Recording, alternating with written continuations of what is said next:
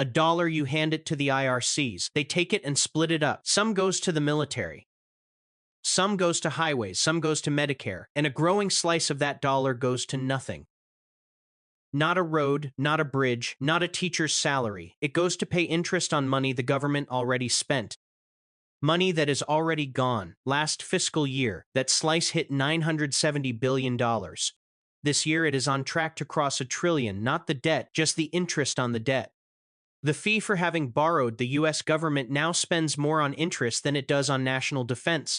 In fiscal 2025, net interest hit $970 billion. The entire defense budget was around $895 billion.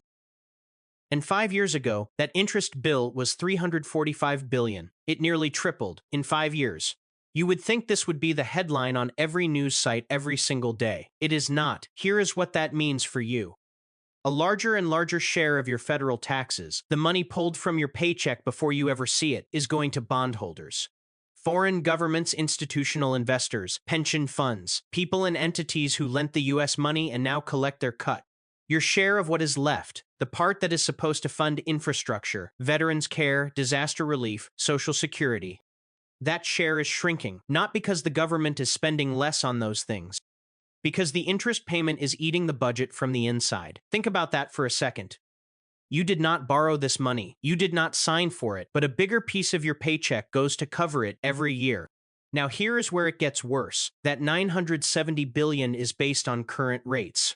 If Treasury yields go higher, and there are real structural reasons they could, every quarter-point increase in the average rate on U.S. debt adds tens of billions to the annual bill. So the bill is not fixed, it is not even stable, it is exposed. And that leads to the next question. Who is lending America this money? Who is buying the bonds that fund the deficit? The single biggest foreign buyer has been Japan. $1.225 trillion in U.S. Treasuries as of January. Japanese banks, insurance companies, pension funds. For 30 years, they borrowed cheap at home and parked the money in American bonds because the return was better, way better. But Japan's own interest rates just hit levels not seen in nearly 3 decades. Their 10-year bond yield is around 2.4% this week. A year ago, it briefly dipped below 1.2% after a tariff shock. Before that, it was hovering near 1.5%. The math that made American bonds attractive to Japanese money is falling apart. The spread is shrinking fast, and here is the part no one is connecting for you.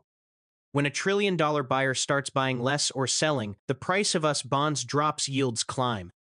And everything tethered to those yields gets more expensive. Your mortgage, your car loan, your credit card APR.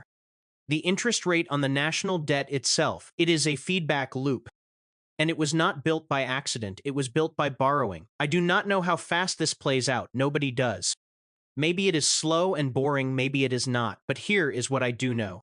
That $970 billion interest bill is not going down. The biggest foreign buyer of U.S. debt has less reason to buy every month. And the money being pulled from your paycheck to fund all of this, that is the one number in this entire equation that you actually see. You just might not have realized what it is paying for. So here is one thing you can do right now.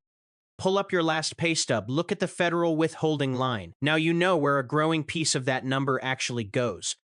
Not to a road, not to a veteran, not to your future, to interest on money that was already spent before you earned yours.